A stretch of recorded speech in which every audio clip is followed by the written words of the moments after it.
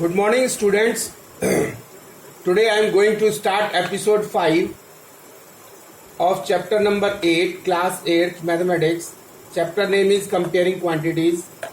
Here we are going to discuss about the terms and definitions related with the exercise 8.3, and the topic is sales tax or oblique value added tax, VAT. Value added tax, VAT means VAT, VAT, value added tax or sales tax. So what is sales tax? Sales tax is charged by the government on the sale of an item. Sales tax जो है वो government के द्वारा charge किया जाता है जब कोई शॉप से कोई आइटम जो है वो सेल होता है, या जब कोई शॉपकीपर जितनी सेल करता है उस सेल के ऊपर सेल्स टैक्स जो है वो गवर्नमेंट चार्ज करती है, और it is a certain percentage of selling price. और ये जो सेल्स टैक्स होता है वो सेलिंग प्राइस का एक सर्टेन परसेंटेज होता है। Let us understand with an example. If an article is selling for rupees 500, suppose if an article is sold for rupees 500, यानी 500 रुपीज में कोई आर्टिकल जो है वो हम सेल करते हैं, and the sales tax rate is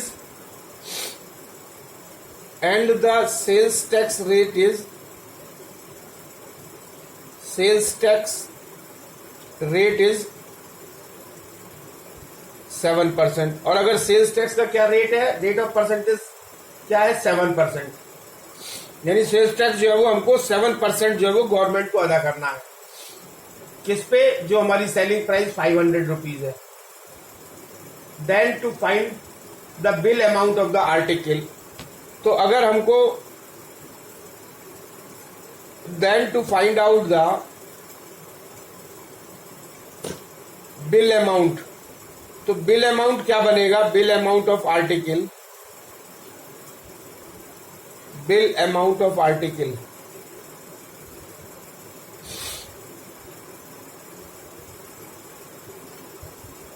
we first find out the amount of the sales tax।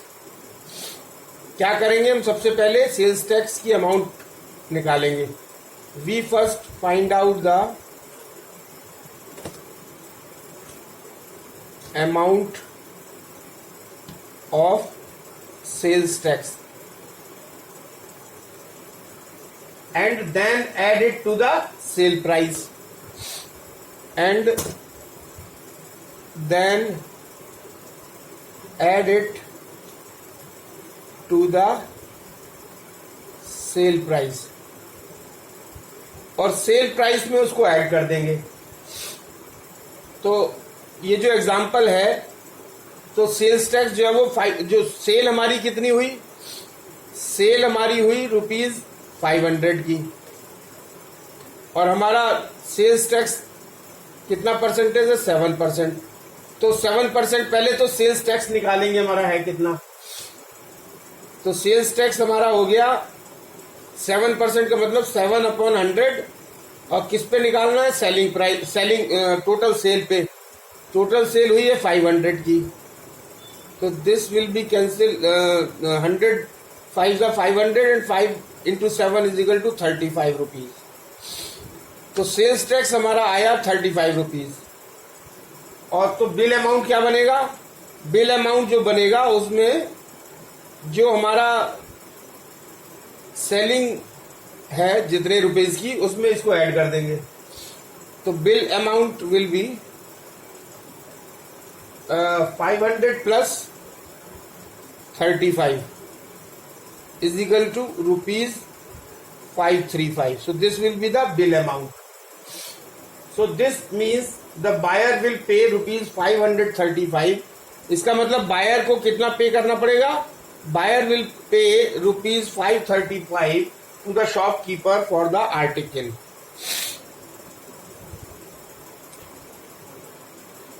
So now the next topic is value added tax. What is this VAT? VAT means value added tax. In some states, however, the selling price includes a tax known as value added tax. कुछ states में ऐसा होता है कि जो selling price में ही tax को add कर दिया जाता है, जिसको हम वैल्यू एडेड टैक्स बोलते हैं. This is also charge as a certain percentage of the selling price of an item. ये भी जो है वो जो वेट है, ये भी एक सर्टेन परसेंटेज जो है वो सेलिंग प्राइस के ऊपर सर्टेन परसेंटेज लगा करके चार्ज किया जाता है. Now the next is goods and service tax, GST. So next point is goods and service tax. Goods and service tax is also known as GST, goods and service tax. So GST, what is GST? GST is an indirect tax.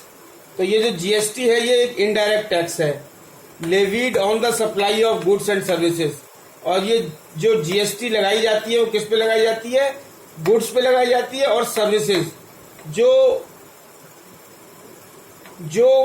Companies जो industries services provide करती हैं और जो good supply करती हैं उन पे ये GST लगता है. This law has replaced many indirect tax. और ये GST के लगने से जितने भी इनडायरेक्ट टैक्सेस थे वो सब रिप्लेस हो गए. That previously existed in India. जो भी इनडायरेक्ट टैक्स प्रीवियसली इंडिया में एग्जिस्ट करते थे, GST के लगाने के बाद ये सारे रिप्लेस हो गए. सो GST is the in an indirect tax levied on the supply of goods and services. This law has replaced many indirect tax laws that previously existed in India. And the next topic is components of GST. So components of GST. GST कितने components हैं? There are 3 components of GST. First is CGST, second is SGST, and the third one is IGST. So let us take one by one. What is CGST? So the next is CGST. So what is this? C for central, G for goods and services tax. So central government services tax. So it is collected by the central government. ये जो है वो central government जो है वो ये CGST को central government collect करती है. और किससे करती है? जबकि सेल जो है वो विद इन स्टेट हो. इंट्रा स्टेट मतलब विद इन स्टेट, यानी for example transaction happening within UP. अगर ट्रांजैक्शन जो है वो गुड्स का या सर्विसेज का विद इन यूपी हो रहा है तो उस टैक्स को हम क्या कहेंगे? CGST, central goods and service tax. And the next one is, this is first one, and the second one is SGST. Next is SGST. Second one is SGST. S for state, state goods and service tax. It is collected by the state government. ये SGST is collected by the state government. यानी SGST को कौन collect करता है? State government. और किस पे लगाई जाती है? ये intra state sale. Intra state मतलब within state sale. For example transaction happening within UP. तो अगर ट्रांजैक्शन जो है वो गुड्स और सर्विस का विद इन यूपी हो रहा है तो SGST लगेगा, जिसको स्टेट गवर्नमेंट कलेक्ट करेगी. And the third one is IGST.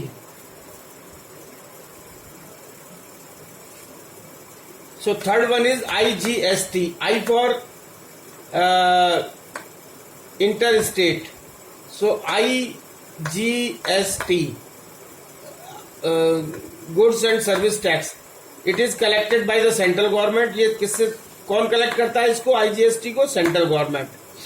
और किस पे? On an inter state sale, यानी जो एक स्टेट से दूसरे स्टेट, इंटर स्टेट मतलब एक स्टेट से दूसरे स्टेट में सेल हो रही है अगर, उसको इंटर स्टेट सेल कहते हैं. और इंट्रा स्टेट सेल किसको कहते हैं? जब एक ही स्टेट में सेल हो रही हो within state. Intra state sale means within state sale, और inter state sale means one state to another state sale. For example transaction happening Delhi to UP, तो ये इंटर स्टेट सेल कहलाएगी। और इसको IGST पे लगेगा, और कौन कलेक्ट करेगा? Collected by the central government.